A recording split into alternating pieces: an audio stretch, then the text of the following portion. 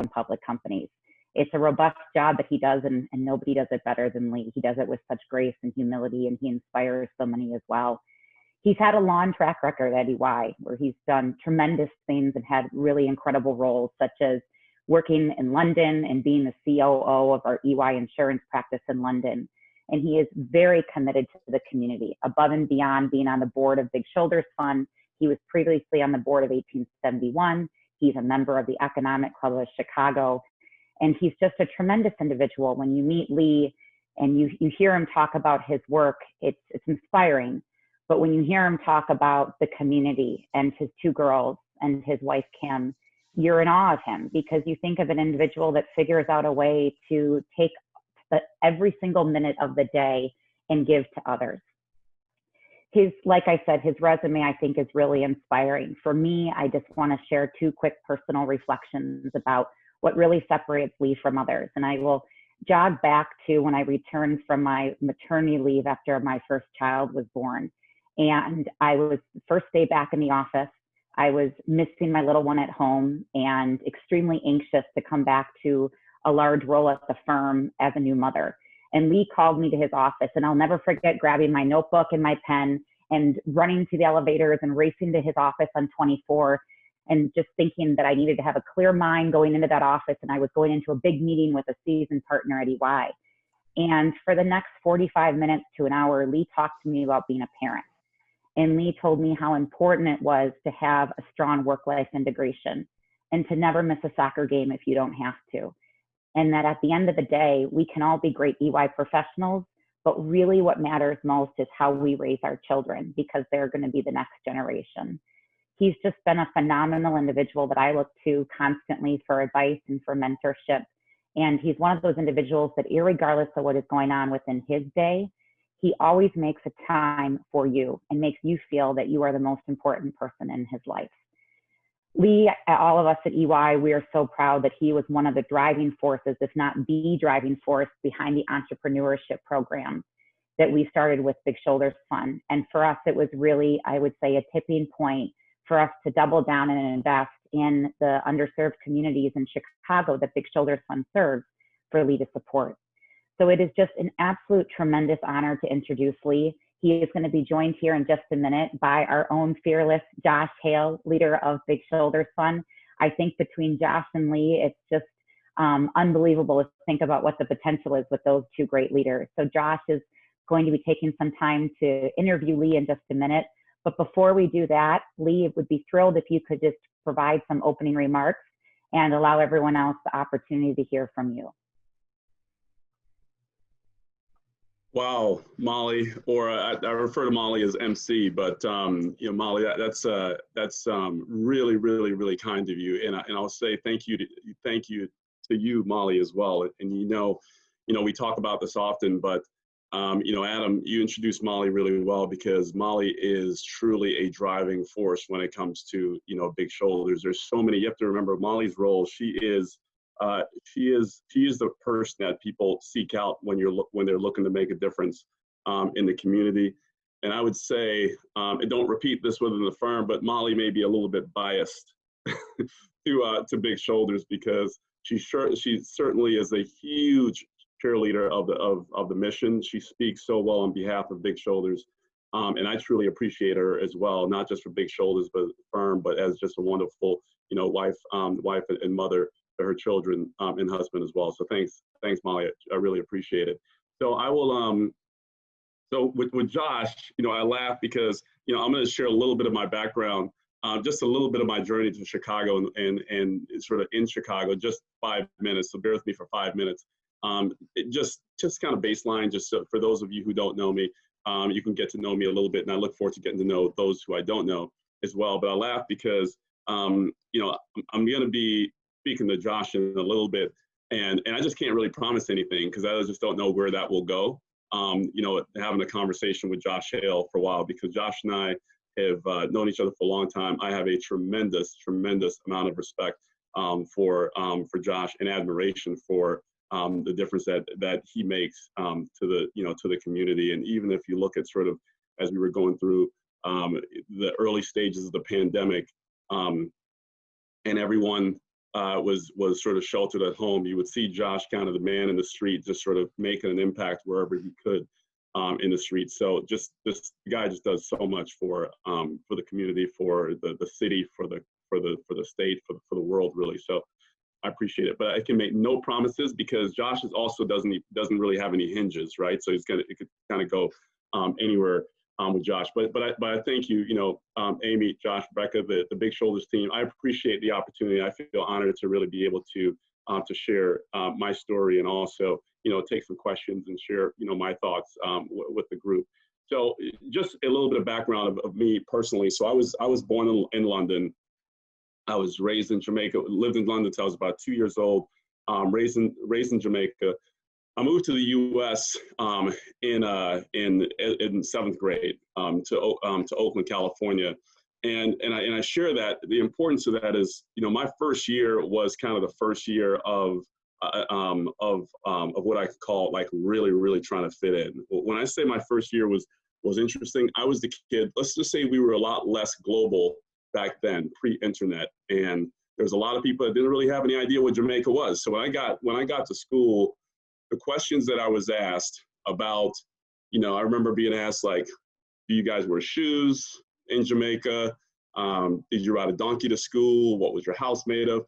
Those things. So it was the first time sort of in my life where I felt that I really had to change in order to fit in, right? And I really felt, as a kid, you're an adult now and you're a little bit more mature and confident.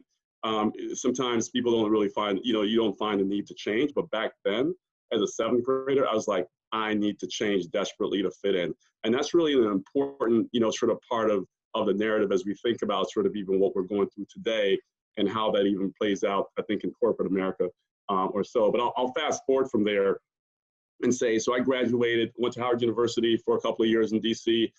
There's a long story to the whole how that happened in terms of I transferred out of Howard and transferred to a state school in California. I started with the firm in 1995 in San Jose. I'm an auditor by trade, sort of my background.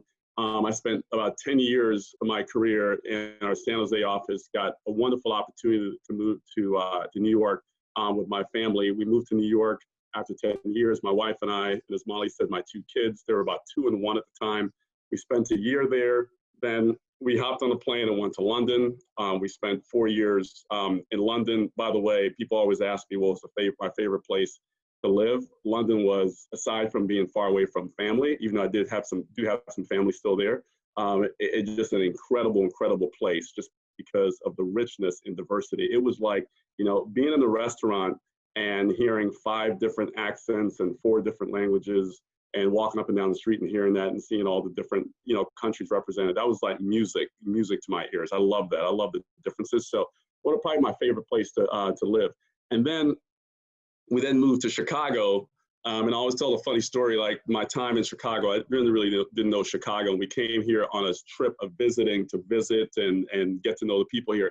And it was May. It was May of 2010. And you guys know how Chicago is in May. I mean, it is festive. Everyone is out. It's warm. I was like, this is like the best place. This is better than California.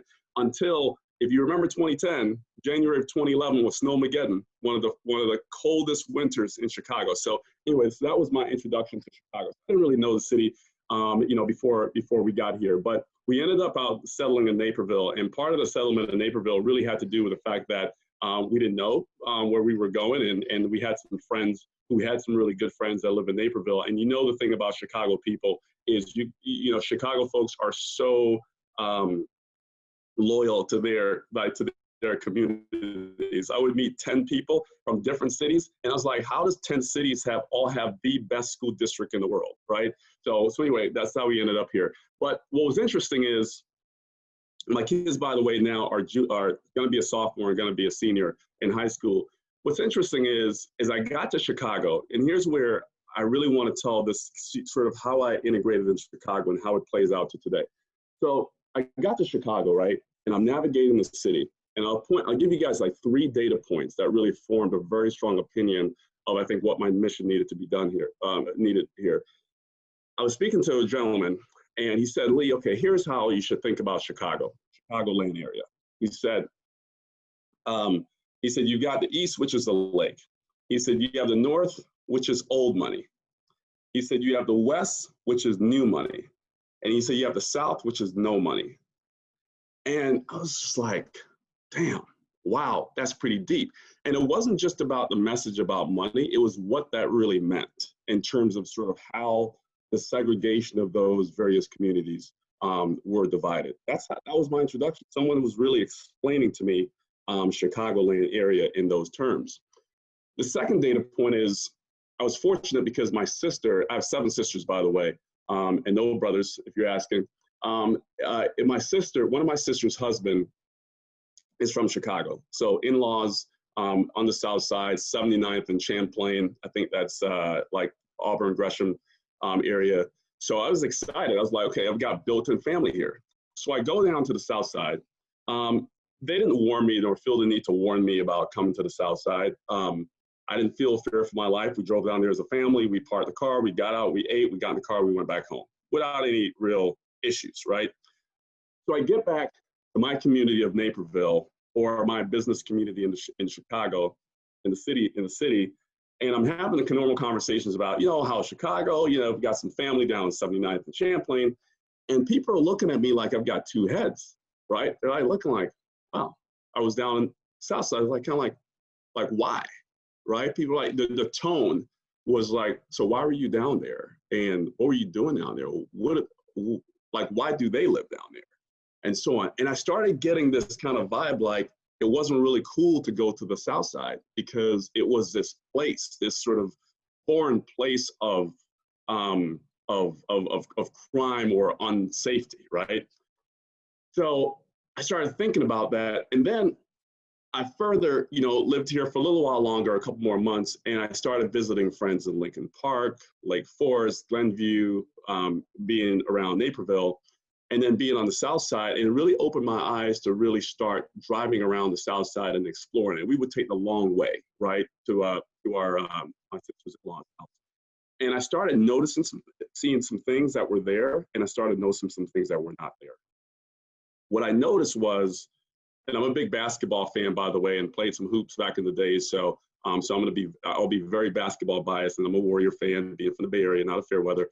But so I started looking around, and I said, when you look at the parks where grass is supposed to be, where kids could play soccer, you didn't have the grass that was, if you were a kid, you could kick the ball and understand the path of the ball, because it was choppy, it was, you know, muddy, whatever it is. You looked at the basketball courts, which I'm always looking at basketball courts because I always want to hoop, and you saw cracked pavements where you really couldn't bounce the ball. You saw sometimes just no rims at all. You see, and it's like, okay, that's pretty cool, but there's no rims on the courts, or the rims are hanging or bent, or certainly no nets. I mean, nets was like, forget about having nets on those courts. So I started noticing that, and then I started seeing what was missing. And I said, my wife, I said, look, we can drive 5 to 10 minutes from our house and we can see a Whole Foods, Trader Joe's, Target, Dominic's at the time, Jewel Osco, within 5 or 10 minutes. And I would drive around on this path to my sister's in-law's house, none of those, didn't see them at all. And that was my introduction to Chicago, right? And I was like, wow, this is a place that really got some challenges in terms of the segregation. And you start sort of now connecting that to our kids, right? You know, our kids and how that happens. These are the neighborhoods, guys. That's where the big shoulder schools are. That's where our students are. That's where our future sits, in these neighborhoods. And you compare it in terms of compare and contrast to what these kids are actually dealing with, right? Compared to what some of the kids in the Lincoln Parks, the Naperville, some of my kids, right, are dealing with, and the things that they have to overcome just to get to parity in terms of even with the competition. So I say that, so I fast forward. So I went into the office one day, and Molly's predecessor, you know, I went to speak to because I wanted to get involved in the community, and not just for this reason. I'd always gotten involved in various communities wherever I lived. And I said to her, Molly, you remember Nicole? Thomas, and I said, Nicole, I said, I want to get involved, right? So she said, well, what do you want to do? What's your passion? And I shared with her my background and my passion and what I've always been involved in. And bottom line, it really had to do with sort of what, what Big Shoulders is doing. And she said immediately, she said, I have the perfect organization for you. She said, it's Big Shoulders Fund. I looked it up and I was like, okay, pretty cool. Next thing you know, the great Josh Hale pulls up on Wackford Randolph to pick me up. And we drive down Randolph and into the west side and go over to St. Malachy, which is a school, as the Big Shoulders folks know, is near and dear to my heart, because that's where I really, where I was really drawn in. And I had a chance to meet the principal, the administration, some of the students, and really understand the mission. And I sat there and I looked around, I was like, wow, this is what it's about. This is impact. And there's a quote that anyone who knows me has heard it, and it's the quote I kind of live my life by. And people say, sort of, what's your purpose? And I'm able to quickly answer that question because I've got really two. And one is to make sure that to be a caregiver for my family, to take care of my family first and foremost. And the second is I live my life by this Jackie Robinson quote that says, a life is not important except for the impact it has on other lives. That's what I wake up every single day and think about.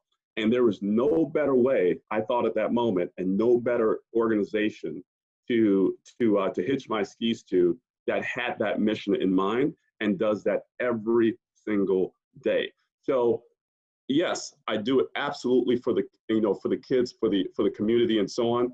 But I also do it selfishly, from my standpoint, it aligns exactly right on point 100%, which with my mission. And that's why I love Big Shoulders. I've been hooked to Big Shoulders from that day, and I always have. And every single person that talked to me, if you speak to me for more than 5 minutes, at some point in time, no matter what the conversation is about, Big Shoulders is going to come up, at some point in time. So I'll kind of close out here, Josh, and turn it over to you. But last night, I was those who know me well also know, like, my brain is a jukebox, right? So I listen to a lot of music and a lot of different kinds of music. And for some reason, every time I'm talking about something, like, it connects to some song. And last night I was thinking about speaking to this group today and about why I was a part of Big Shoulders and the impact and so on. And you know what song came to mind?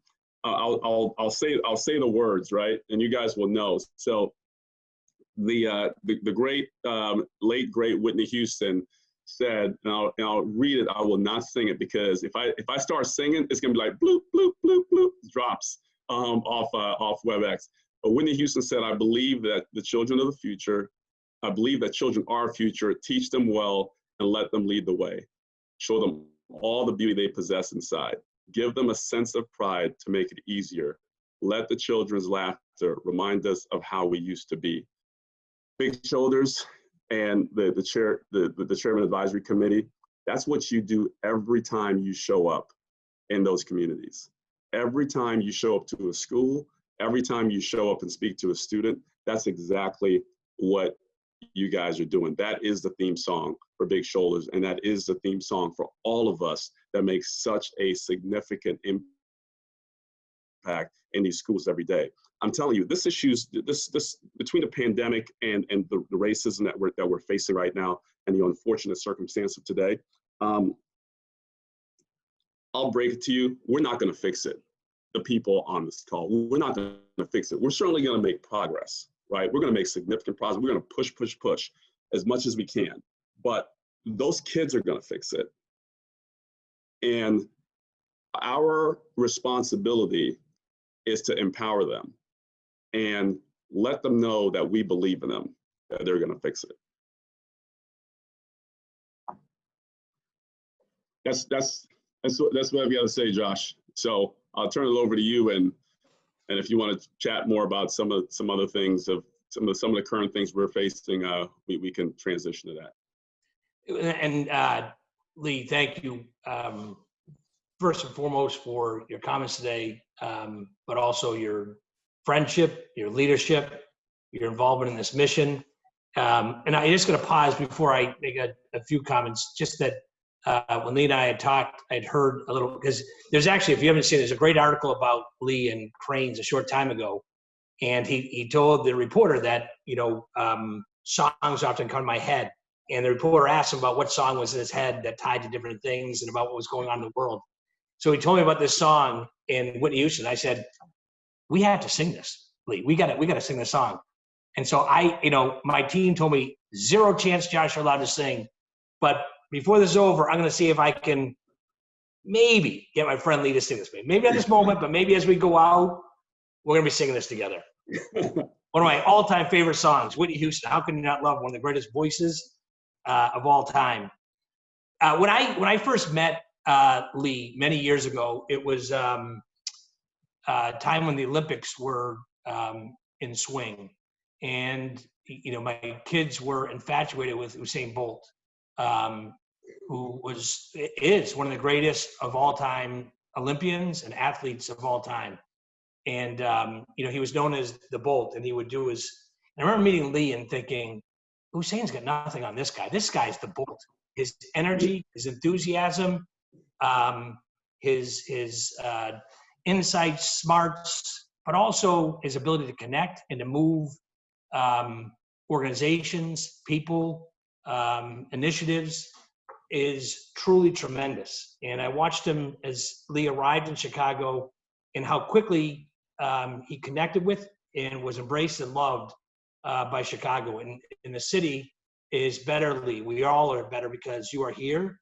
And I am personally grateful that my life has been enriched because of my friendship with you, and I've learned and grown a lot because of that. But our organization, more than anything, the children we serve are better because of all that you've done, you and EY and Molly and all your team, for the amount of effort you brought to this. And also your wife, Kim, and your daughters and their service days and the gifts you shared.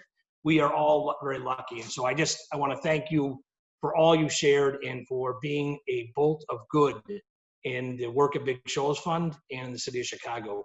And perhaps, more now today, Lee, than ever, the leadership you're providing. And so I'm hoping today, just through our conversation, we can touch on a couple of things. One, I'd love to talk a little bit about your personal experience, and also then, and how that, in light of current events, and as our country's entered a new conversation about racism and racial injustice, I think, you've been kind in sharing, but there's a time for all of us, particularly guys like me, to listen and for us to learn and to understand, and pause before we all move forward as a nation, hopefully for change. And like you said, we're not going to change overnight, but this is a tremendous opportunity. And so love to go back a little bit and share more about your experience. I'd also love, some of your guidance.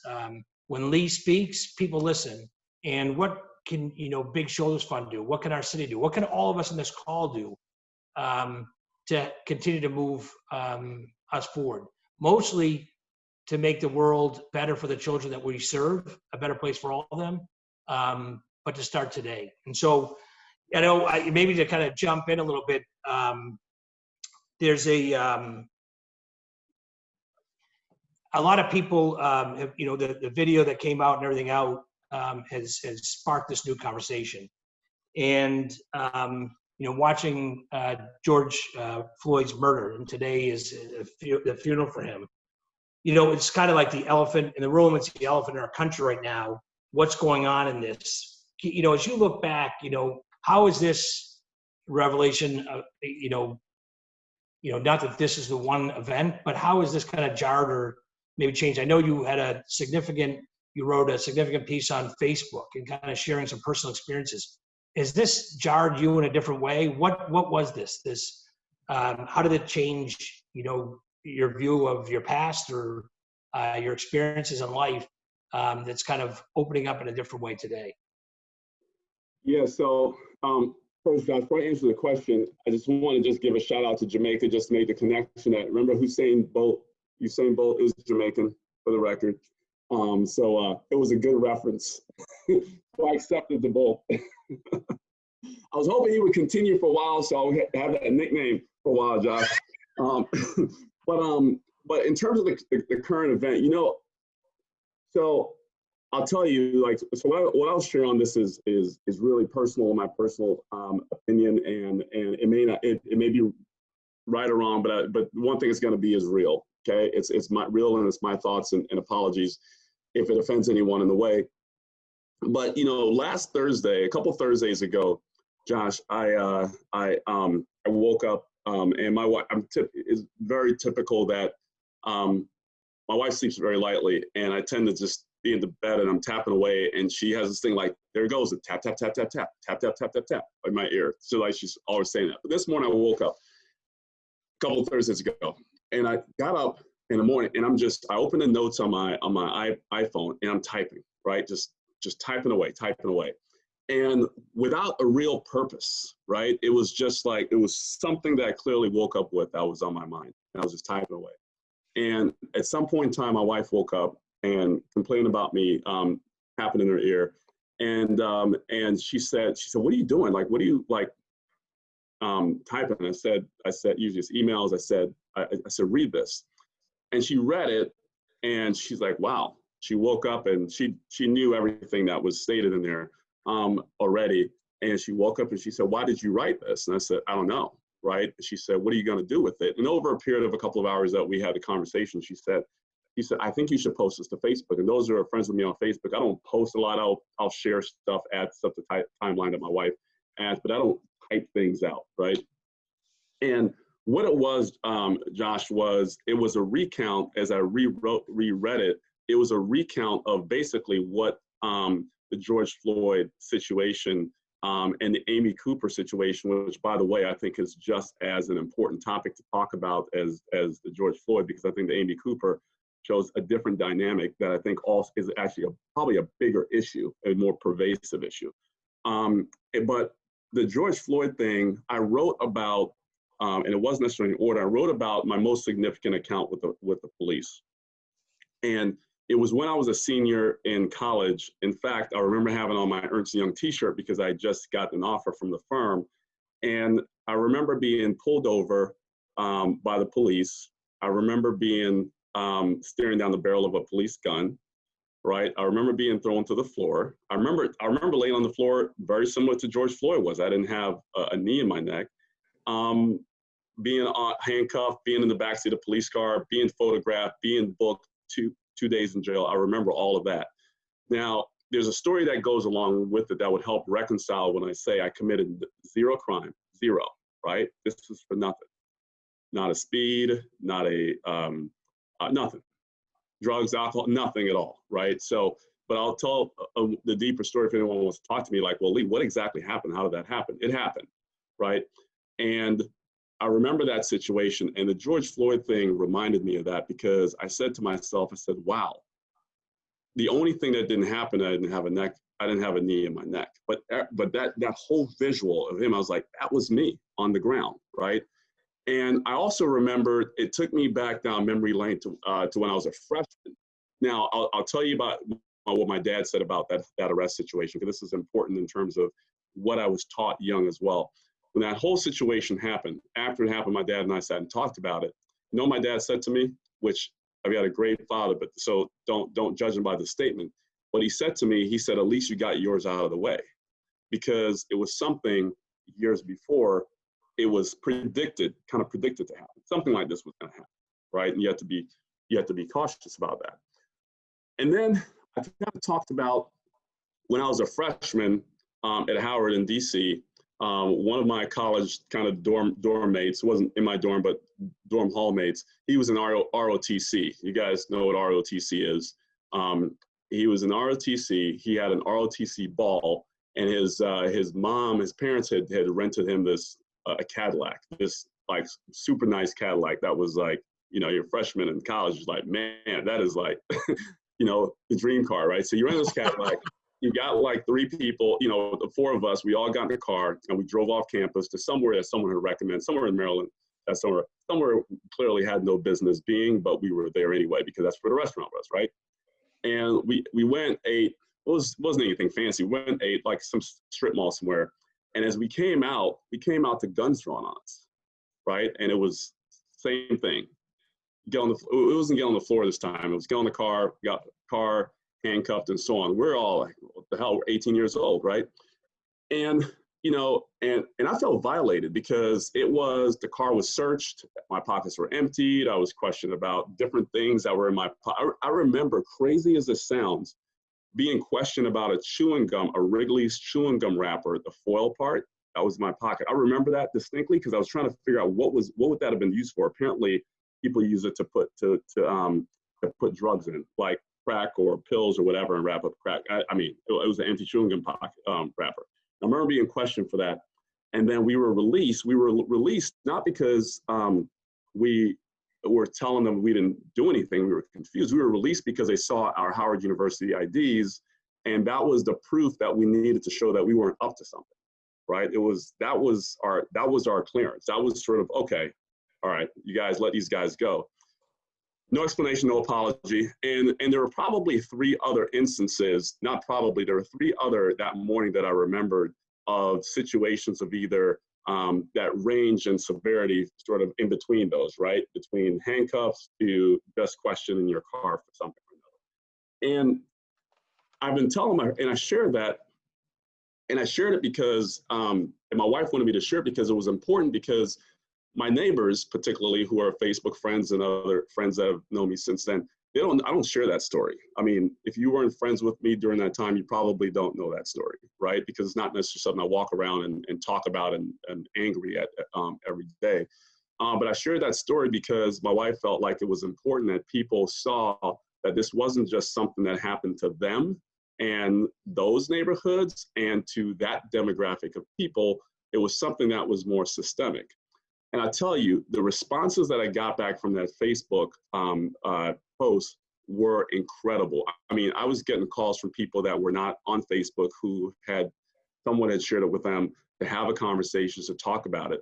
My kids have gotten text messages from their friends who said, my parents printed out your dad's post and we read it over dinner and talked about it, and so on. So it was, I didn't realize it would have the impact that it did, but it was in a sense sharing and helping people reconcile sort of me, and I say me because here's why I said me and the kids. A lot of these kids and these parents, I've coached their kids.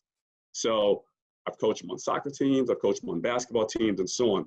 So they were trying to use this to help their kids reconcile that, look, Johnny, this is Mr. Henderson, this is Coach Lee, and so on, and look at this situation. So that's how it impacted me this time. You know, Josh, and I tell you, it's every one of those situations have impacted me. You know, the Ferguson situation, everything all the way back from Rodney King. But for some reason, the George Floyd situation struck a chord, because when I kept seeing it, I saw myself. Like, I was like, wow, that's me. So that's the impact. And I was speaking to someone else, you know, I mentioned the comment my dad made. What some people don't realize is that when you grow up in the U.S., keep in mind, when I was in Jamaica, you were either Jamaican or you weren't. You were either had money or you didn't. Those were kind of like the categories of situation. It wasn't necessarily like a black, white, and so on. But growing up in the U.S. as a teenager, it's almost it's in the playbook. There's certain rules that are in the playbook of raising a black kid, particularly a boy. It's in the playbook. And if you don't tell your kid and help them understand this part of the playbook, that this is likely to happen, here's what you should do and should not do, here's things you should say and should not say, it's almost irresponsible to have that. I'll just say one other thing, you know, Josh, a couple of weeks ago, you know, been home a lot, right? We're all shelter in place, and man, we are walking our dogs like crazy. I mean, they're walking like miles a week. I mean, miles a day these days. But I was in my office, I was like in a hoodie, I'm a Raider fan, like in a Raiders hoodie, and had on some shorts. My wife said, hey, I'm gonna take the dogs for a walk. It was late at night, and she just wanted to take them out one last time. Do you want to go walk with me? I said, yeah. And then I said, give me a second, let me go change. And she's like, change? What are you changing for? I said, I just want to get out of this black hoodie and put on a sweatshirt. And this is a neighborhood I've lived in for 10 years. And I don't worry about being in the neighborhood, but what happened was, with all this going on, my wife reminded me of that. And I said, I'm just programmed that way, right? I'm programmed to say, I don't want to walk down the street in a black hoodie because I just don't want to confuse anyone, right, with that situation. And it's not that I fear, it was just a thing. It was like, come on, kid, I'm not going out the house like this. Are you crazy? In a black hoodie in our neighborhood? No way. And that's, so that's how, so long way of answering the question, Josh. That's how it's impacted. Just, on that, and even when you left off that, you and I have talked about this before, how you patterned yourself, or however other African Americans have patterned themselves because of experiences. And some of it is, certainly the horrific murder of George Floyd. You watch that video and you watch it, this is an evil, this is terrible, this is racist, this is all sorts of things. And it's very clear. I think that there's something else you referenced, and it was the recent story about Amy Cooper in New York, and the young African American guy who's a bird watcher, and watching that exchange. And there's something different. It's something, a different type of racism that's more pervasive, perhaps, that's harder to see, or harder for maybe for me to see and recognize. And I was thinking, my mother used to always say, perhaps I did to my sisters or others, walk in their shoes. How do you feel if you were to walk in their shoes to be them? Now, I was thinking about it in terms of being Lee Henderson. Now, first of all, I'm taller, I'm more handsome, I'm debonair, so I'm kind of liking walking in Lee's shoes. But I mean, joking aside, if I were to walk in your shoes, the experiences you have of maybe going into a room that I feel differently. And as I walk in and there's, 90% other white men sitting and walking in as an African American, as a woman, as a minority, there's all sorts of things. There's different levels of maybe racism or, not really strong inclusiveness. What is that? How's experience, but also how you patterned, and how do we learn from that to change those behaviors to create more welcoming environments? And so it's maybe a two-part question about, what is it, and the Amy Cooper story and things like that, but also how can we learn from that? Yeah, so it's a great question, Josh. And I would say the Amy Cooper thing bothers me as much, just differently, because I do feel that the Amy Cooper example is a more pervasive issue, is more representative of what the pervasive issue is, right? Police brutality is a big issue, and no one can tell you that it's not. I'm telling you, it really, really is. And I know there's a lot of debates on the numbers and so on. I'm not even sure why people are going back and trying to study that. That's ridiculous, but the point is, it's an issue. But the Amy Cooper thing is what is the quiet piece that kind of permeates through our neighborhoods. It permeates through our businesses, our employers. It permeates through our schools. That's the piece that is. In sort of my community, I'm on like 10 different group text messages on these conversations now. And I'll say I was having a conversation with a group of friends, and we call the Amy Cooper situation like that's the oppression lever, right? That is the oppression lever. That is knowing that the advantage I have is the fact that you're Black, right? And I can pull this lever at any moment and execute. That's kind of my emergency brake, right, if you will. So in that particular situation, Amy Cooper, her advantage in terms of dealing with an issue that she needed to deal with, which is whether it's leaving the park or just saying, hey, I'm sorry, or as simple as, hey, I'm sorry, I'll do that, or attaching her dog to a leash. She instead, at that point, decided to, probably more premature than some of her friends, pull the oppression lever, which is, hey, you know what? You're Black, I'm white, we can really set this up. Benefit of the doubt is gonna go to me. I mean, I'm gonna be presumed innocent, you're probably gonna be presumed innocent, and I can use that right now, and I need to because I'm frustrated. And that is a really, really, really big issue. Now, I'll give you a quick story in terms of how I think, in terms of me and how it's impacted me sort of in the business world. So when we were in London, we ended up, our kids were going to the international school there, right, when they were little. And we had some really, really, good friends, Melissa and Dan, who live in Connecticut now. They were there as expats as well. We were really good friends. Audrey and Andrew were their kids. And we started talking about coming back to the US and being in a little bit more diverse environment, because at the school, the international school, there we had Flag Day, we had International Day, Food Fest and stuff, and it was extremely diverse from a country perspective, flags galore. But we were, for the first 2 or 4 years, we were the only Black family in the school, period, right? Kaylee and Layla. For the next 2 years, there was another Black family that overlapped us that were there as well. So 2. So when we were talking about going back to the U.S., Melissa, I remember said to me, we're good friends to this day. She said, Lee, we said, you know, we just want to go back because it's just, we got to get the girls back to some diversity. They need to see some sprinkling of something, right? Of color, whatever. And Melissa said, but Lee, what are you talking about? She was challenging me, like, this school is as diverse as you'll ever find. Like, this is, like, how can it possibly get more diverse than this? I said, Melissa, okay, so let me give you a scenario. I said, let's assume that you got your next assignment is going to be in Nigeria. I'm not even sure if I picked Nigeria, but I picked one of the African countries. And I said, so your next assignment is in Africa, is in Nigeria. And Andrew and Audrey go to the international school there, and the school is extremely diverse. I mean, 20, 30 countries represented. But it's Ethiopia, it's Somalia, it's Ghanaians, it's Botswana, it's Jamaicans. The only thing is everyone in that school is Black, and it's just Andrew and Audrey. Now, this was when they were young, right? So they're not really processing diversity. Now it's different, right? They're older, but this is like little kids, because our kids have had some issues there as well. But these are our little kids trying to process this. So I said, so Andrew and Audrey are the only white kids in the school of a very diverse school. I said, think about that for a second. Melissa turned literally, I wish I had snapped it on camera, she turned beet red. And she said, wow, Lee, I never thought about it like that.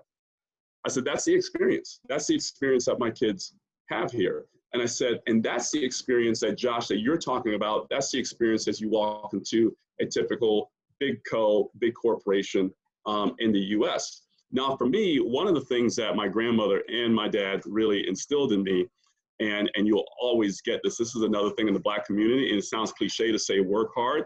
We were told from the beginning, like, there's one thing that no one can take away from you, and that's work ethic. You work your ass off. It's part of my language, but you work your butt off, and you work to where there's not a single person that is your ass. No one can say, they can say whatever they want, but they could never say you weren't working really hard. So I had that in me. I did that. I was in those rooms where I was the only person. Sorry about, they're like printers going off, by the way, around me. My kids are printing stuff. I've got like 2 printers like buzzing. So if you guys hear that, but anyway, when you look at corporate America, and I came into the firm in San Jose, I was the only, when I got to be a manager, I was the only Black manager in our West region, the region, right? So this is the, like, think about it as the entire West Coast. It was different than, I think about it as the entire West Coast. I was the only manager. The difference that helped me was I had some mentors that believed in me and leaned in, right? So they leaned in and they helped me with that belief system that, hey, by the way, you do belong here, right? Because the vision that you have is that you don't, because you're looking up, you say, well, there's no Black partners, there's no Black senior managers, there's no Black leaders here. So I don't really think I belong here. But when you have mentors that, in this case, that didn't look like me, you know, my first really, really big mentor, biggest proponent was supporter was a woman named Diane Glenn on the West Coast. She's white. And Diane took a lot of special interest in me. And she's the one that was the voice for me throughout, to the point where I got enough confidence to be able to then kind of deal with it on my own and then become mentors for others. So it goes back and reconciles back to what I said earlier, Josh, in terms of the kids and the difference that we make in the kids. It's very important for us, this group, to show them belief, to show them that we believe in them, to give them that confidence, because they're battling with that confidence every day. Because you can look and say, oh, you can be anything you want to be. And then they look at banking and say, but there's no one that looks like me in banking. So how can I do that? No, you can't. Here's the story. Here's why you're going to do it. Here's the call I'm going to make. Here's how I'm going to help you. Here's what I'm going to teach you. That's what was done to me, and the reason why I was able to prevail. But it has had its challenge throughout the years. It definitely has its challenge throughout the years. Lee, this is, you're incredibly kind to do this again. I think that by, most of us here know you as a big time executive at E&Y, leading on the civic front. You got a great family and all that. And it's hard to then, sometimes it's easy to park some of the things that have happened that we see in videos. I think as those are things over there. and to hear you say, no, that was me, Lee Henderson. I was on the ground before, and that this is all around us, and recognizing and understanding and listening, having empathy for. And we can talk for a long time about this, and I'm very mindful of the time, but also that others have questions. And I just selfishly, just to ask one more question that kind of ties back to the Big Shoulders Fund mission. And as I mentioned when this call started, Shaka Rawls on the call, on the Zoom call today, who heads up Leo High School, which is down in the Auburn Gresham neighborhood, the neighborhood that you talked about going to visit your family in. And he's got a couple hundred young African-American men in his care, and certainly making sure they get a great education and everything else. But I talked to him this past Sunday night, was it, Shaka? Just as, a lot of it settled in and the protests had started, and we talked for a significant amount of time, and he talked about, being scared, and I heard it in his voice. He talked about not knowing what to do. And I said, I feel the same way. And somewhere along there, Shaka had an awakening. The next day he sent a document saying, here's the things that we're going to do. We're going to do service. We're going to clean up. I'm going to tell those boys, I'm scared. I don't know. I understand how you feel. We're going to get to service. We're going to pray, and we're going to help others. And there's a certain part of like getting to action and doing something. What would you suggest to all of us, in this call as a, part of Big Shoulders Fund and our support for these children, maybe as other business leaders in Chicagoland community? How do we get to action and do something? It could be something big, it could be something little, but what would you advise some of us to think about to do? Yeah, so a couple things. So one is, and I've had some debates with I've been asked this question, a lot by my friends and colleagues, and I've been criticized for at least this first one, that I'm not saying enough on this, but I really truly believe, I would say the first thing people need to do, it sounds basic, is have the conversation. Whenever I say that, people say, well, talk is cheap. No, it's really important that we have the conversation, because some people really don't understand. And before you start asking people to do something, they need to understand the issue and understand why they're doing what they're doing. And I'm afraid sometimes if we jump, we need action. And I'm not talking about having the conversation for 2 years or a year, but we need action. But we need to make sure that the people around us understand, understand enough to be able to develop a plan. So I give you an example. I'll say that I've said this to many people and say, go talk to your friends, go talk to your kids, your parents, your siblings, your colleagues. Talk to them about it. The second piece of talking about it is, help me help you fill the gaps. So if there are gaps in your understanding, reach out to your friends who are dealing with this. Reach out to your Black friends and talk to them, or Black colleagues, and ask them the question to help you fill the gaps to be able to have that conversation. Since I've said that, I'll give you 2 quick examples of people that have come back to me on it.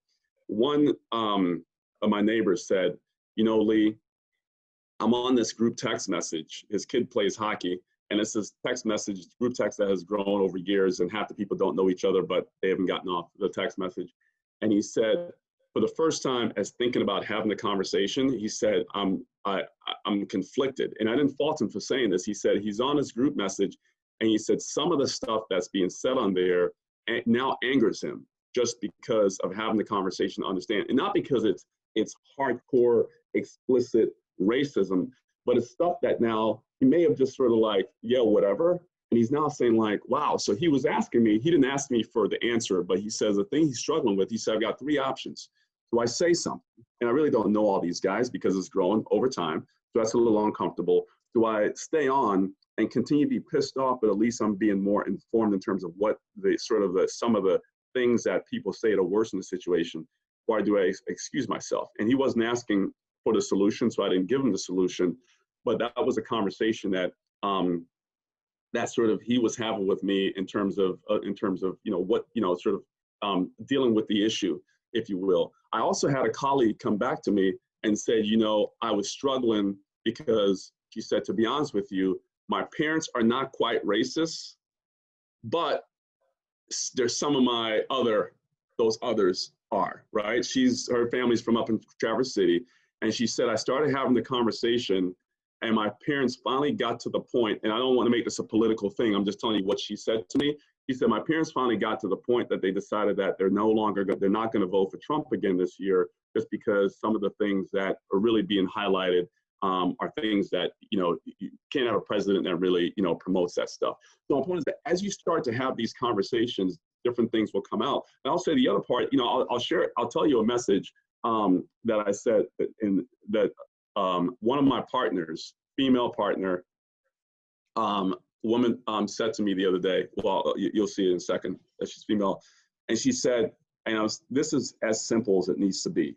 Don't need to be embarrassed. She said, Lee, just an uncomfortable white girl reaching out to her friend after waiting too many days to say that I don't know what to say, but I'm certainly up for listening. Hope you and your family are doing well. And she kind of goes on, right? That's a simple message. But what she's just saying is she wants to learn. She knows that there's an issue and she wants to learn. So I encourage people, my white colleagues, to not, people will know it's coming from a good place, right? So don't feel awkward, don't feel uncomfortable, don't feel you're going to offend. If you have a gap and you're trying to understand, just reach out and ask and talk about it, because it will help equip you to have the conversation with those that are around you, who probably need to have that conversation even more than you do. As we start having that conversation, Josh, I think we will then fulfill the second thing that I think we need to do, which is lean in more on organizations, I'm gonna say big shoulders, such as blank, but big shoulders, that is already, before we were talking about this issue, is sort of highlighting, here's your stuff. Sorry guys, my dog. Multitask, I'm impressed. You wanna say hi? Super dad. There's like 100 people, but come say hi. No, come on. This is Kaylee, my Hey, Kaylee, how are you? Good to see you. Good to see you. Kaylee, we want to hear about your business. Oh, my kids can't? Yes, I'm gonna send my kids. Lee's daughter has started the kids camp this summer. He's trying to audit the business. She said, no auditing. She's running her own show. She's got her own P&L. But that's the one that's going to be a senior, and she actually reminded me. I'm going to share a quick story about her that goes back to one of the questions that Josh asked.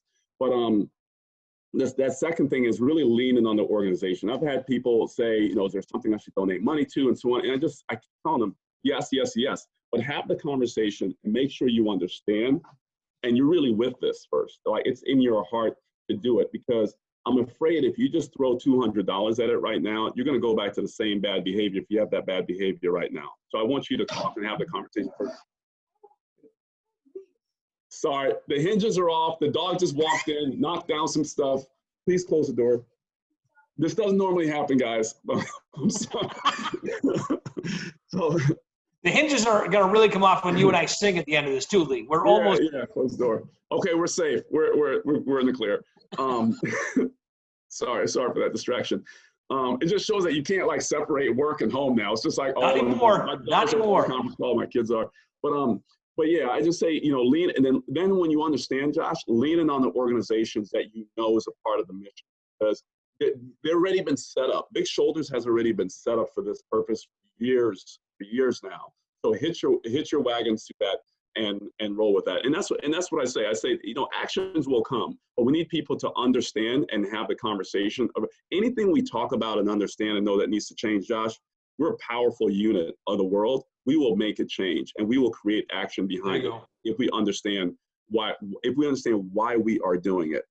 One thing I'll share with you, because this was a very emotional week for me, obviously the last couple of weeks with everything going on. So my daughter, Josh asked me, or Amy asked me at one point, how my kids are doing, how they're processing it. And my kids are very, very different. They're processed in different ways. But, both of my kids have had comments, let's say, in the school, at least 2 each comments where we've had to explain to them how to deflect that, what it means, how we will deal with it, and so on. Fortunately, in all those cases, the school handled it incredibly well, right? In terms of their responsiveness to it, the actions they took around it, and so on and so on. That said, they're still pretty protected. Now, my daughter, who you just saw, who doesn't actually share anything with us, unless you pull it out of her. You know, she expressed some concerns to me the other day, and she was talking to her friend about it also. And for the first time, she really expressed fear about what was going on. And the way it manifested itself was she's going off to school in a year in college. And what she said to me, she said, "Dad, I feel like you guys have protected me from all the stuff that we hear now. And I've been protected because honestly, she hasn't experienced some of what she's heard I've experienced or some of what she sees in the news." So she said, "I feel protected." And she said, "I'm scared because I feel like when I go off to college, I will no longer have that protection." And it was hard for us because we're trying to explain to her, and here she is now thinking about, like, is this something that I actually need to be scared of? Is this situation something I should need to be scared of? Because this now, and she was anxious. She had some anxiety about it. And that was painful as a parent to feel that your kid goes from the situation where you're sending them off to grow up, and they're actually looking at it like, I'm not really sure if I want to go face that. And she's 16. She doesn't know how to process it, that there's a way to do it, and there's more, it's more complicated. She's just 16 and she's looking at like this, it scares the crap out of me. I'm going to pivot here for a second, Lee, just because first of all, I think you're absolutely right that getting forward is going to be through conversations, good, impactful, but also challenging conversations. And I appreciate very much today you being so willing to be so open and sharing so much, because I think that's what it's going to take, us listening and learning. Certainly as friends, as a community, as a city, as a nation, to develop better understanding and empathy, but also strategies for how we get better and move forward. But I know there's questions that Tim has from people that are texting him or are ready to ask. So Tim, let me turn it over to you. And then before we run out, I know Lee has made it very clear he wants to sing with me before we leave as well. So I don't want to miss that opportunity. We should do it together. We should unmute all and just do it together. There we go. There we go. Even better. Who doesn't remember Whitney and love him? All right. Well, thank you, Josh, and thank you, Lee. So we had a few questions from folks on our CAC, and I'm going to turn the first one over to Connor McChesney, who sits on our CAC, as well as the Networking Speaker Series Committee. So Connor, go ahead. Thanks, Tim. The question I have for you, Lee, is you're extremely, extremely driven, but where do you find that drive? Then how do you harness it and keep it going to pull it through into career success? So I think this is the thing that folks who are seeking mentors want to learn about. And I think it's not obvious, but people who clearly have it, if you could give us a couple of points on how you look at it, it'd be great. Yeah, it's great question. And I would say, the easy answer to it, I would say my grandmother, right, is, like what my grandmother I just watched her, and she was such a great example in terms of just, again, goes back to the work ethic and so on, and just always having a motor. And I think it's sometimes, to be honest with you, it's not always a strength. I think sometimes it's my Achilles heel as well, equally. Now, in terms of just, I talked about my passion, and my passion about impact is I try to find a way to make an impact in every piece of what I do every day, whether it's working with my team and working through an issue with them, whether it's helping them leave the firm, which I oftentimes help people leave the firm as well because it's not the right place for them, find their way, find their passion, and so on. So it's almost like I search for that way within everything to make an impact. And that's what drives me, because all of a sudden, my drive is not really about what I have to accomplish. It's almost like about what I need to help this person accomplish. And I feel like a sense of responsibility to do that. So whenever you have that sense of responsibility, like for that mission, it just like, it drives you to do it. Okay, I got to do this and I got to do this. Yes, I might accomplish some things in the midst of all that, but that's really what it is. But in terms of something more sort of practical, maybe, and palatable to the CAC in terms of you mentioned mentors, is, the mentors are critical. I don't think it's an overused term. I know it's a well-used term. I don't think enough people have mentors. I don't think enough people have sponsors, because I ask the question oftentimes, and I share with you people, what do you think a mentor or sponsor is? And once I describe that, sometimes you ask people to raise their hands and you're shocked at how many people don't. You need that, because here's what goes on, at least within our firm. Depending on what you're trying to do in our firm, there's a blueprint. It's not exactly one for one, but there's a blueprint. To be a principal, Chaco would probably tell you, there's a blueprint to do it. He knows what the blueprint is. Now, sometimes that blueprint involves things that he may say, I'm not doing that. I'm not working that hard. I'm not going to take that position to take that position. But I'll talk to people and I'll say, here is the blueprint. Now, I can't tell you to do it. There are things that you may not be willing to do or want to do or not work hard enough to do, but I can tell you what it is. And I can tell you, if you do this, there's a really good chance that this is going to happen. And I think that's what a mentor is really there for, is to share with you what that blueprint is, because otherwise it is really, really hard. You know, Rebecca and I were chatting before, Rebecca, Lindsay, Ryan, and we're talking about our kids and how our kids like don't listen to us. Like, we try to give our kids a blueprint. I'm like, I tell my daughter, this is exactly what you need to do to get this. Like, yeah, but you don't really understand, and you've never experienced this. You like, it's not the old times anymore, and so on. But there is a blueprint to things, and I think mentors oftentimes can help you guide that. I also try to surround myself with people, and I say the same to the kids in the school. I surround myself with people that are going to be that I want to strive with, right? And people that are really going to appreciate my mission enough to where they're going to call me out on it in a way, because they care about it. And I surround myself with people that are going to say, you know, Lee, you know what?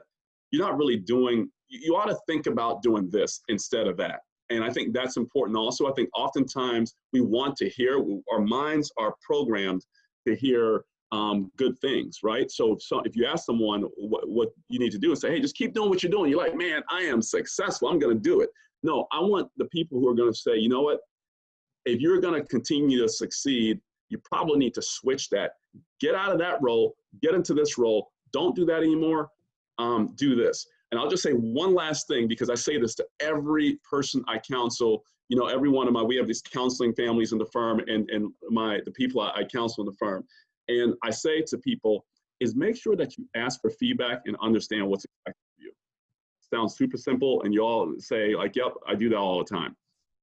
Here's what typically happens in a feedback conversation. So I say, hey, Josh, and it's not a good example, but because Josh would keep it real with me, but hey, Josh, how am I doing? And Josh can say, hey, Lee, solid. Keep doing your thing.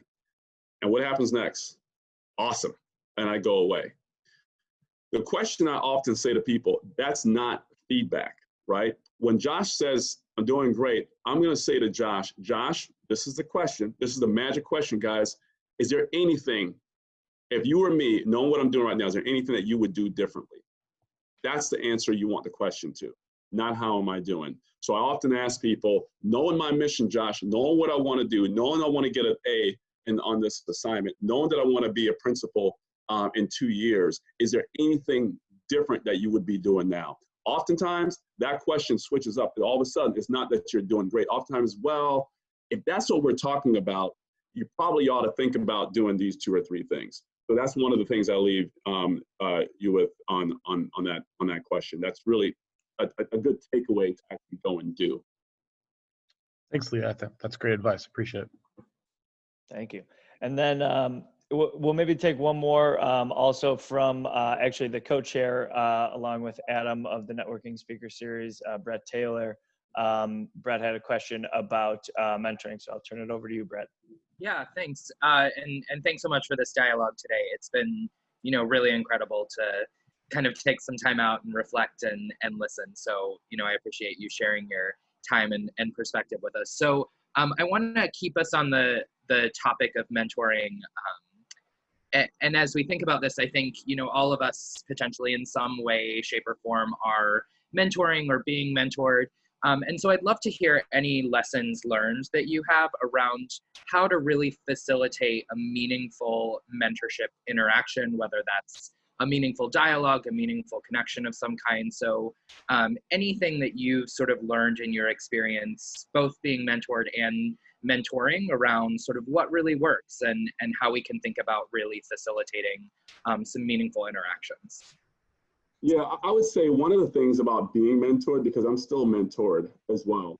I still have mentors, and I would say you have I think sometimes it's often people take for granted and don't feel they have a responsibility to their mentor as well. Like, you have a responsibility to your mentor, right? And that responsibility is, if you take my time to ask for guidance on something, when you don't do that thing and come back to me and say, hey, you know what, I need help because, you know, I'm not progressing and so on and so on. I say to you, Brett, did you, like, remember we talked about A, B, and C, did you do that? Did you think about those things? Like, yeah, no, not really. I'm telling you, I have this conversation a lot, Brett. And I was like, well, like, what do you want? Like, why are we having this conversation? Right?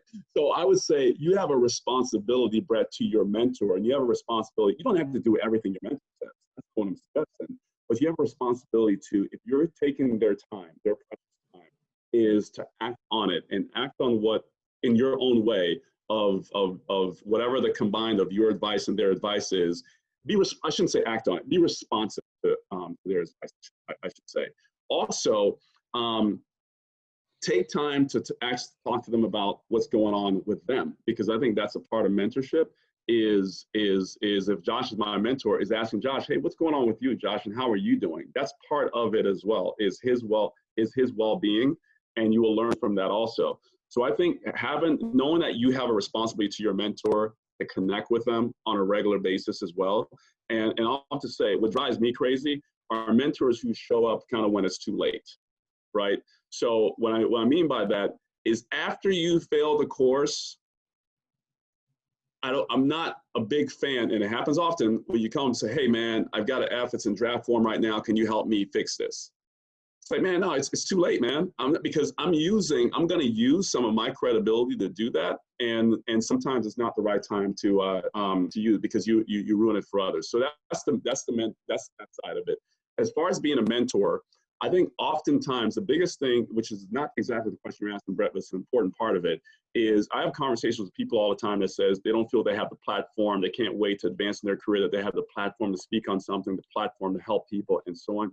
You have a platform at any point in time, from probably the time you're in high school, to help and mentor people.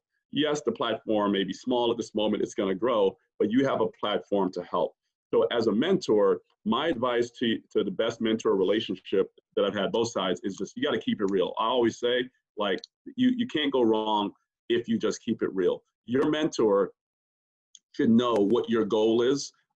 Your mentee, you should understand what his or her goals are, because otherwise you're just talking just to kind of be talking to them.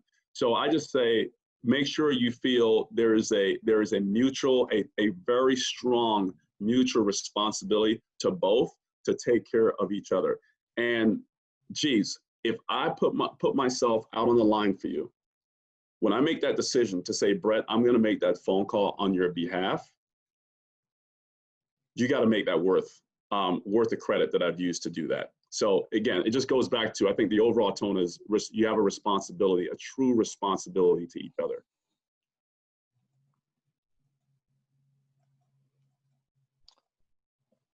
All right. Well, thank you again, Lee. So before kind of closing out, I know we're kind of pushing up against 1:30. So if people are able to continue into the breakout rooms, we'll do that. But before doing that, just wanted to turn it over to Ashley Floyd, who is the co-chair of the D&I committee of the CAC, and on the executive committee. She serves alongside Molly on that committee. So Ashley, I will turn it over to you. Thank you, Tim. Wow. Thank you so much, Lee and Josh, for an informative and inspiring conversation today. Lee, we greatly appreciate you sharing your insight with the next generation of Big Shoulders Fund leaders. Personally speaking, I appreciate your ability to be vulnerable and share experiences that have shaped and molded you into the person you are. Like you said, having the conversation is the first step, and I commend your openness today and using your platform to share your story. With yours and EY's help, doors of opportunity are open with pathways to careers and a brighter future. As a small token of our gratitude, we will be sending you a Big Shoulders Fund face mask with all the ways you serve Big Shoulders Fund mission, and of course your coaching as well. I know you'll put it to use often. And you can't get a Mariano's without one, apparently, so you'll have to have one. On behalf of the CAC, I'd also like to thank everyone for joining us on this enlightening conversation. Your presence and support of Big Shoulders Fund mission means so much to all of us. It is through all of you that we're able to help even more students every year. Usually at these events, we host the networking portion of the event to allow some space for reflection, discussion about things that we've heard, and an opportunity to meet some new people, learn ways to get involved, and just to connect and have some really great dialogue. Since this is an important part of why we like to gather for these events, we will still be allowing a little time for network, and we're breaking into virtual small groups momentarily. Members of the Networking Speaker Series Committee will help kick off the conversation with a couple of prompt questions, and we hope it will be conversational. Please introduce yourselves to the group and how you've been involved, or if you're new to the mission. We hope you'll share about what happened today in our conversation on social media using the hashtag Big Shoulders Fund. And we hope you will continue to get more involved in the 2021 school year. Big Shoulders Fund is working to create unique opportunities to engage in new ways, and we're always looking for people to help. Before we break out, we would like to share a few upcoming events and volunteering opportunities to mark your calendars and hope that you join us. Race your own 5K. If you like to support our racing team while staying active, please consider running your own 5K during July. Our 20th annual golf outing will take place on Monday, August 3rd at Olympia Fields Country Club. Registration is now open, and we're looking for volunteers to help us. Our 14th annual Big Shoulders Fun Ball, hosted by the Next Generation Boards, is on Friday, October 22nd at Wintrust Grand Banking Hall. Sponsorships are available now, and tickets will go on sale shortly. E-volunteering is another way that you can support and get engaged with our mission. You can also do it through the safety of your home, which is also great, but you're still making an impact, and it's great to have another outlet. For more information, please reach out to Sam Rodriguez. The CAC is still looking for new members. Please consider joining our Mid-Career Professionals Board. You can connect with any of us who are in the breakout room, or you can reach out to Tim Liston to get involved more. And finally, our $1 million challenge grant. We're excited to announce that through the incredible generosity of Kimberly Query and Lou Simpson, every donation made now through Labor Day will receive a 1 in 5 match. We appreciate your support and generosity to make an even bigger impact toward our shared mission. If you're interested in learning more about these events, getting involved, or have questions, please visit the Big Shoulders Fund website and social media. Talk to any of us on the CAC, the auxiliary board, or one of the Big Shoulders Fund staff members.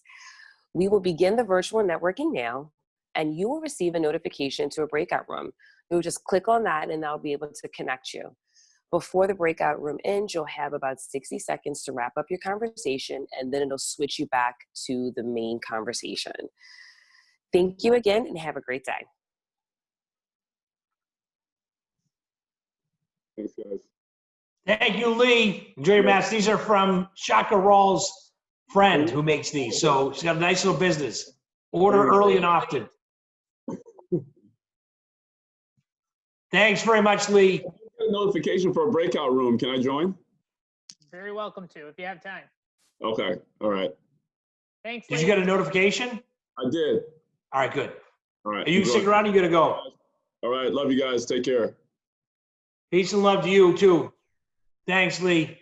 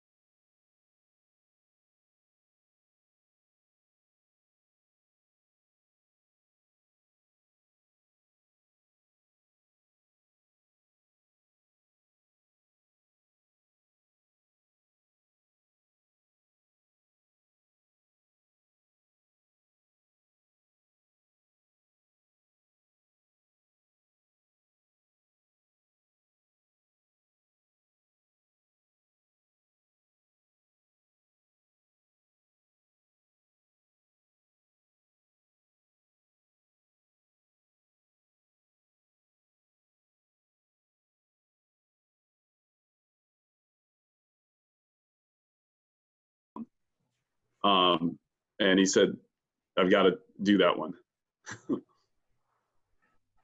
Excellent. Tim, do you think we're waiting on anybody else, or should we get started? No, I was the last one. I had to sign a couple of latecomers, so that I should be the last one. Awesome. Well, thanks, Tim. Great job, man. Thank you. That was terrific. That was really, and it was so personal too. So I appreciate that. Cool. Well, I can kick us off. So, Tim, I feel like we kind of have the luxury of being able to ask you questions. Do you have a sense of sort of how much time we have in the breakouts? Yeah, I mean, I'm going to probably give it 5 minutes. I don't want to take too much of people's time, but I just wanted to give some time to connect. So, yeah, I'll let you guys. I'm just kind of here to join. I'm a fly on the wall at this point. Great. Thanks, Tim. Well, I think a good deal of us know each other, but I thought a great way to start is sort of go around and introduce ourselves, talk about how we're engaged with Big Shoulders Fund, or if we're new. Obviously, I think there's some long-serving veterans who are a part of the breakout room, and obviously we got to hear all about how Lee has been engaged, for a good deal of time with Big Shoulders Fund. And just in the interest of time, since I know we're kind of butting up, I'd love to hear, what one takeaway was, or a couple takeaways that you got from the conversation, just to kick off our dialogue. Anybody want to go first? Maybe I'll excuse myself as many times as someone, so you guys can talk about me up front. Yeah. All You're right. welcome to stay. That way it's more open conversation. All right. Thanks again. Thank you, Lee. Yeah. So, thank you, guys. Thank you so much. Well, I'm happy to kick us off. So I think a couple people know me, but I'm Brett Taylor. I've been involved with Big Shoulders Fund, probably for about 2 years now, I think. And just love the mission, love the work, and have really appreciated being a part of this committee and really watching, the fantastic work that Big Shoulders Fund does. And, I think one thing that really resonated with me about the conversation today is the idea of, this, Lee described it as keeping it real. And I think, sometimes when we're in, business environments or environments that are unfamiliar to us, I think there's, at least for me, and maybe this is my sort of former actor personality coming out, but there's a desire to sort of put on an effect of some kind and, really, work to almost, engage in a way that that isn't necessarily authentic. And so I think one of the things that I really took away from the conversation today is really leaning into authenticity and really making the conversation real and putting yourself out in the most authentic way. And so that was really valuable for me. I agree, Brett. I totally agree. This is Connor, by the way. One thing I took away from it, which I think the entire country is actually dealing with this in many different ways, is accountability. Asking for feedback. When he mentioned feedback, I think it's obvious you want feedback, but feedback is qualitative and quantitative too sometimes. But so we look at how the whole world's running. Everything is about, hey, owning up to accountability, and now we're starting to take feedback across the board, worldwide, geopolitically, and then even just in our own businesses and mentorships, mentees, and then the folks that mentor us. So I thought that was very nice to hear, and I think it's something that's critical that we all think about if we want to continue growing. Great. Thanks, Connor. I can go. Hi, everyone. I'm Jamie. I'm new to the group here, new to Big Shoulders. This is my first event, and enjoyed hearing from Lee. And I think my biggest takeaway was just the importance of mentors and having people that you can rely on and talk to. And I've been involved in a few different mentoring programs, and so that definitely resonated with me. Awesome. Thank you. Amy, welcome. It's great to see a new face. How did you hear about Big Shoulders Fund? I think I got honestly, I think it was through an email. Good. Yeah. Well, we hope to see you along more. It's a great organization. It looks like it, and yeah, would love to get involved. And I know things are a little up in the air virtually, so I'd love to do what I can, and it'd be great to meet people in person when that's permitted. Yeah. And Jamie, you were connected through one of our Aux board members through EY, is that right? Yes. Yep. That's Nice. great. Oh, great. Yeah, We're thanks. spreading the word. Absolutely. Well, thanks for including me. Of course. Brett, I think one thing that really resonated with me was the importance of conversations. And I think right now everyone is really eager to act. But one thing that Lee said that I think really resonated with me was taking a step back and having conversations. And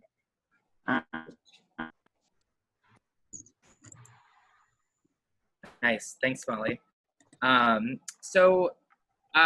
think Jamie, since you're kind of new to the group, it might be really valuable for Molly and Connor and I to share some of our experiences with Big Shoulders Fund and Absolutely. And talk about some of the things that we've done. So Molly and Connor, I'll let one of you kind of kick us off, but would love for you to share some personal experiences with Big Shoulders Fund and how and sort of why you got engaged. I mean, Go for it, Connor. Jump into that. So about 5 years ago, I worked for Charles Schwab and Company, and we did something called the Pro Bono Challenge. And I was introduced by being put on the Pro Bono Challenge team for the Big Shoulders Fund. And I met Amy Drozda, who's a director at Big Shoulders, and I was just extremely impressed by everything that I heard. And I got very excited about it. And I started doing the easiest thing you can do with the charitable endeavor, which is just give some money. And then have more recently become more and more involved. Give Back Days, worked at St. Lucie, and have been recently been asked by some of the folks at Big Shoulders to get involved on the Chairman's Advisory Council, which is, if you weren't familiar with them, that's a group of us that are professionals from varied business backgrounds that join up together. We do the speaker series. There's the gala ball, there's golf, there's just a ton of ways to get involved, but today was one of the activities that we focus on.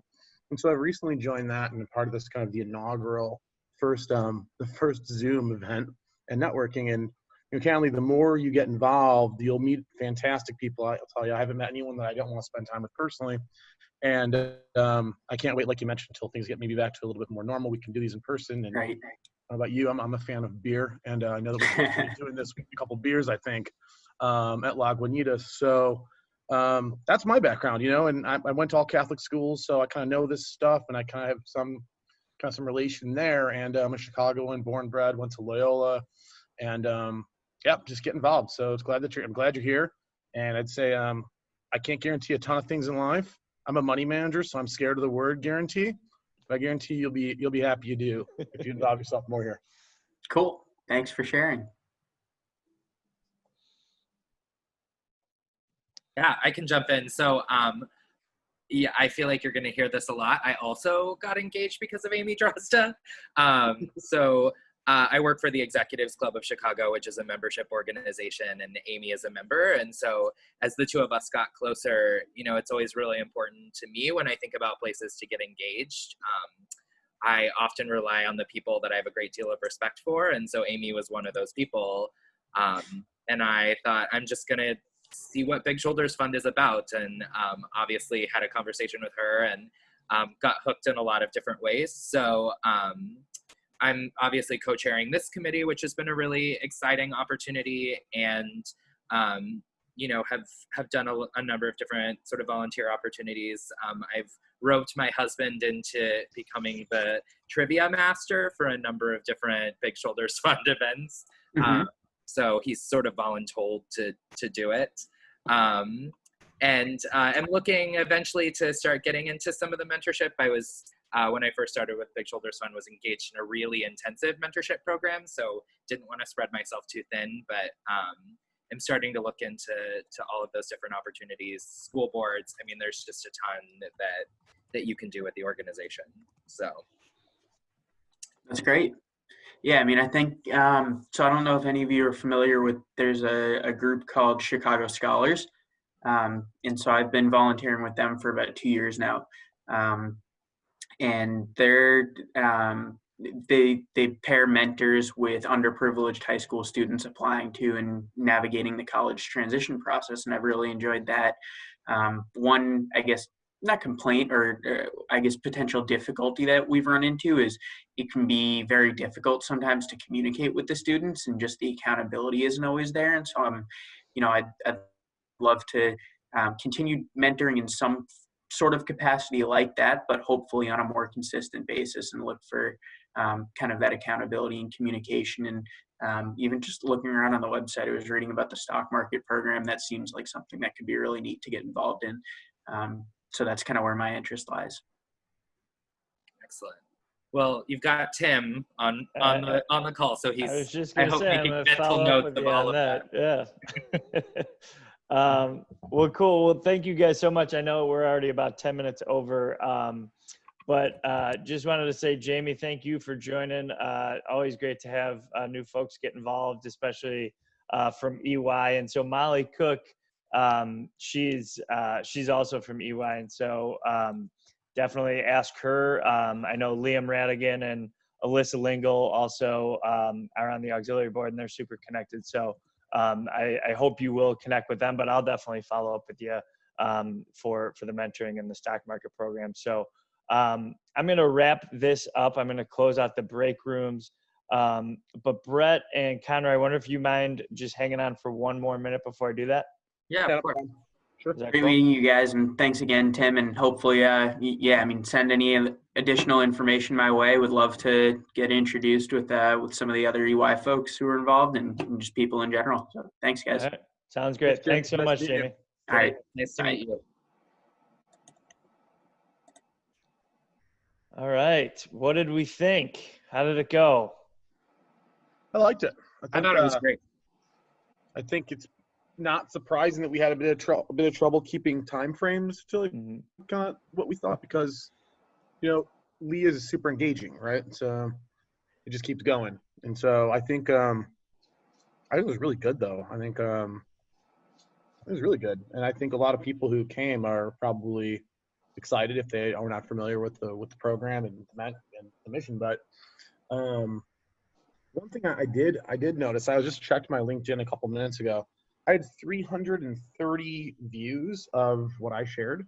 Mm-hmm. I don't know if there's any way to get attribution to who it was that looked and if they came or not. But, the marketing side of it, when I share, and I don't know how familiar you guys are with my LinkedIn, I share WebExes and market updates and from my firm, and I get like 90, 110 views.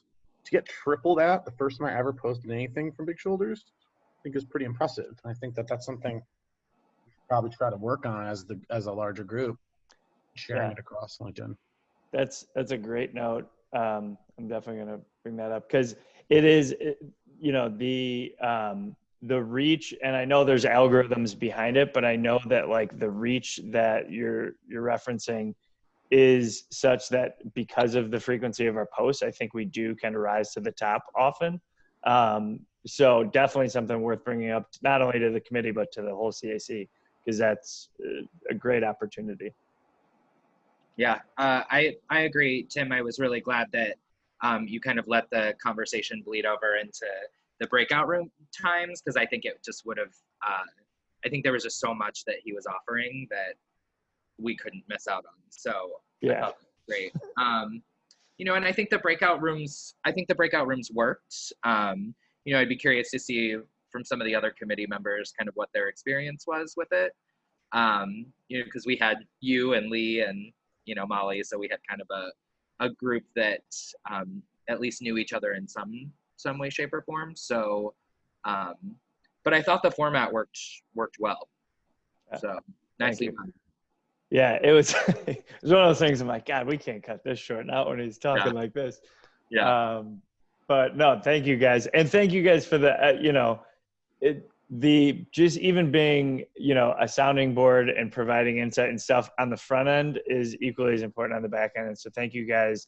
I know you guys helped spread the word, and, you both, obviously had great questions to bring in. So, so thank you guys. I'm going to send out a thank you to everyone, but then for our next committee meeting, just having those, that feedback would be great. And I'm sure everyone else will have some as well. So appreciate you guys' time and going over. And I will, with that, let you guys get back to your day.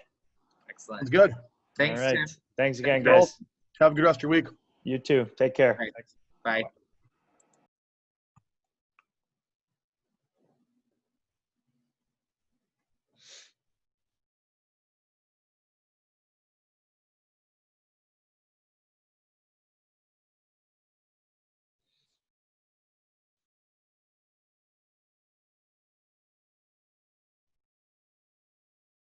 Oh, hello. Oh, people are coming back. All right. I didn't know if it was going to close and then end. But that was it. Yeah, we just hop back in. We press Okay. a little. All No right. words of wisdom, Tim? No. How am I going to follow that? No way. How do you top that? I know. That's really great. But no, thank you for joining. I'm in here now. I'm trying to get the recording. So I am imagining we'll probably package it. It won't be the whole thing, but we'll package it in some way for some sound clips. But yeah, thank you guys for. Oh, everyone's coming back. Oh, look, now it's jumping up. Yeah. Oh, hello everyone. I thought that was gonna close it out. I said close all, but Hey, Tim. hello.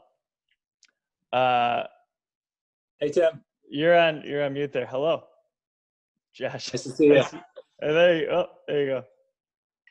Still can't hear. Josh, you're on mute. There you go. Am I unmuted? Sorry, I wasn't even talking to the whole group. I was still trying to talk to Keela. We were having a nice conversation. I didn't know we were getting thrown out so quickly. Oh, I'm sorry. Soon, thanks for coming. Yeah. All right. All right. Well, thank you all for joining. We did record it, so we'll hopefully save that down and send that up. But yeah, unless there's any more words of wisdom, thank you all for joining. Look forward to seeing you soon. Thanks. We'll see you soon. Thanks for See Bye, everyone. Joe. Bye, everybody. Everybody. Hey, Josh. Thanks, Ashley. Great job, Josh. Thanks.